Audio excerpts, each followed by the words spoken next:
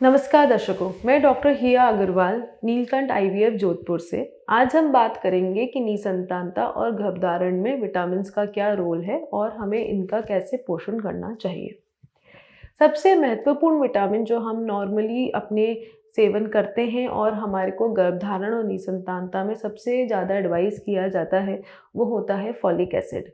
Folic acid एक ऐसा natural vitamin है जो हमारे को ग्रीन लीफी वेजिटेबल्स में, हरे पत्तों में, हमारे को पालक में सबसे ज़्यादा पाया जाता है।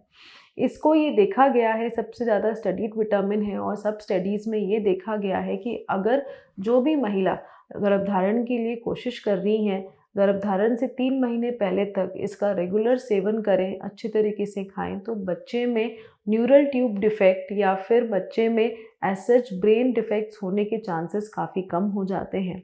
इसलिए आजकल आमतौर से हर डॉक्टर आप महिला जो गर्भधारण के लिए कोशिश कर रही है, उनको फॉलिक एसिड की गोली ज़रूर खिलाते हैं। इसके साथ-साथ फ़ोलिक एसिड आपको वैसे भी हीमोग्लोबिन में भी कमी हो तो उसको बढ़ाने में काम आता है और फ़ोलिक एसिड का सेवन हर महिला को जो गर्भधारण के लिए कोशिश कर रहे हैं वो करना चाहिए। नॉर्मली इसको 5 मिलीग्राम की डोज़ पे दिया जाता है। इसके सिवाय और जो विटामिन्स होते हैं, ऐसा होता है एक माइक्रोन्यूट्रिएंट जिसको हम आयरन कहते हैं। आयरन का सेवन बहुत ज़रूरी होता है क्योंकि हीमोग्लोबिन बढ़ाने में वो सबसे ज़्यादा इम्पॉर्टेंट होता है। आम तौर से इंडियन महिलाओं में हीमोग्लोबिन की कमी रहती ही है क्योंकि हमारी वेजिटेरियन डाइट होती है और उसमें आयरन के सोर्स कम रहते हैं। अगर आपको आयरन की कमी बताई गई है तो नेचुरल तरीके से आप चने को गुड़ के साथ ले सकते हैं, उससे आयरन का उत्पादन ज़्यादा होता है और आपको हीमोग्लोबिन मिल सकता है। उसके साथ-साथ आयरन की गोलियाँ आती हैं जिनका सेवन हमारे को करना पड़ता है अगर हीमोग्लोबिन बहुत कम है तो। अगर आपका आयरन अच्छे से रहेगा तो आपको और हीमोग्लोबिन बढ़ेगा तो आपको निसंतानता में भी इफ़ेक्ट हो सकता है और अपने आप ही गर्भधारण हो सकता है। विटामिन सी बहुत ही इम्पॉर्टेंट विटामिन है। वो दोनों ही मेल और फीमेल में निसंतानता का कारण हो सकता है। मेल्स में हमारे जो शुक्राणु बनते हैं पुरुष में, वो टेस्टिस में बनते हैं। अगर वहाँ पर विटामिन सी की मात्रा कम है तो हमारे ऐसे पदार्थ निकलते हैं जो शुक्राणु को टेस्टिस के अंदर ही ख़त्म कर देते हैं और फिर शुक्राणु अच्छी अवस्था में वीर्य में नहीं आ पाते। तो ऐसे में हमारे को अगर आपको संख्या और गुणवत्ता और साथ में गतिशीलता कम बताई गई है तो ऐसे पुरुषों को विटामिन सी का सेवन किया करना चाहिए। वो टैबलेट फॉर्म में हो सकता है अगर आपको डॉक्टर प्रिस्क्राइब करते हैं या फिर आप नॉर्मल डाइट में संतरे का जूस, मौसम्बी का जूस, आंवला वगैरह डाइट में इंक्रीज़ कर सकते हैं जिससे आपको विटामिन सी का सेवन बढ़ जाता है। महिलाओं को जब ओव्यूलेशन होता है, मतलब जब अंडा बनकर फूटता है, तब विटामिन सी का यूटिलाइज़ेशन बहुत ज़रूरी होता है। तो अगर महिलाओं में भी विटामिन सी की थोड़ी डेफ़िशिएंसी है तो उनको भी इन चीज़ों का सेवन कर कर अच्छे क्वालिटी का अंडा बन के निसंतानता से इलाज किया जा सकता है।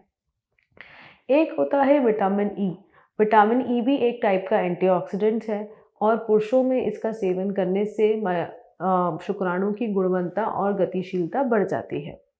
महिलाओं में विटामिन ई का रोल तब ज़्यादा होता है जब उनकी परत की जो लेयर है वो कंपैरेटिवली कम है।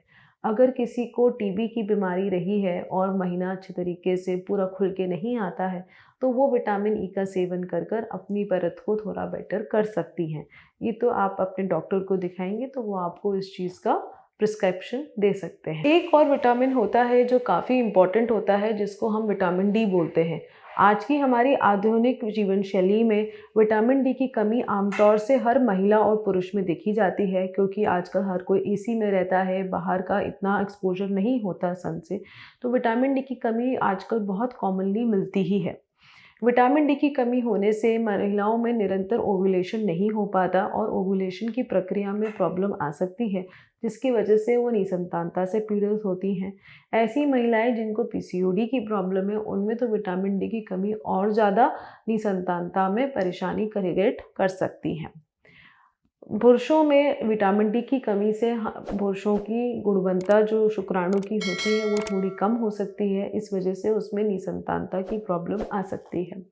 विटामिन डी को हम हफ्ते हफ्ते सैचेट में दूध के साथ घोल के पी सकते हैं और जिससे विटामिन डी की कमी काफ़ी हद तक ठीक हो जाती है। ये सब विटामिन्स अच्छे सेवन करने से, अच्छा पोषण करने से हमारे को नेचुरली डाइट में मिल जाते हैं और हमें टैबलेट्स की ज़रूरत नहीं पड़ती है।